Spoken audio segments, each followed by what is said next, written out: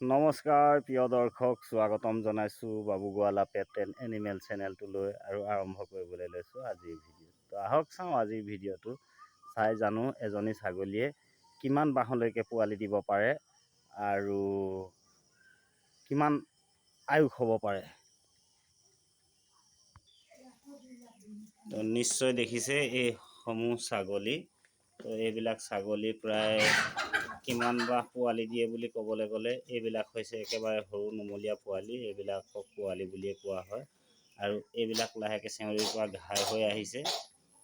এয়া ছাগলীৰ কাঁহ দেই। এনেকুৱা কাঁহ হ'লেও কি যতন ল'ব লাগে সেইও মই আপোনালোকক নিশ্চয় ভিডিঅ'টোৰ দ্বাৰাই জানিবলৈ দিম।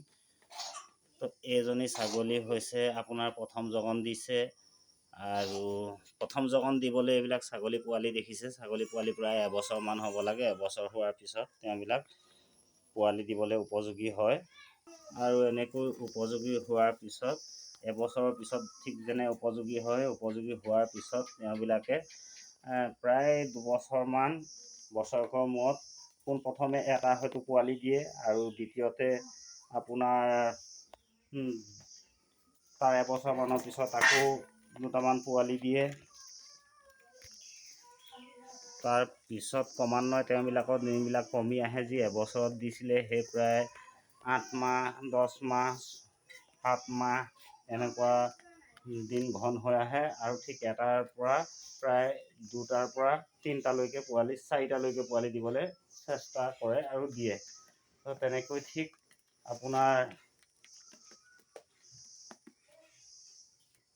14-15 জগন দিয়াৰ পিছত ছাগলী ঠিক এনেকুৱা বুঢ়ী হৈ যায় আৰু বুঢ়ী হৈ যোৱাৰ পিছত তেওঁবিলাকৰ হয়তো পোৱালি নিদিয়াও হৈ যাব পাৰে বা অন্য কিবা হ'ব পাৰে।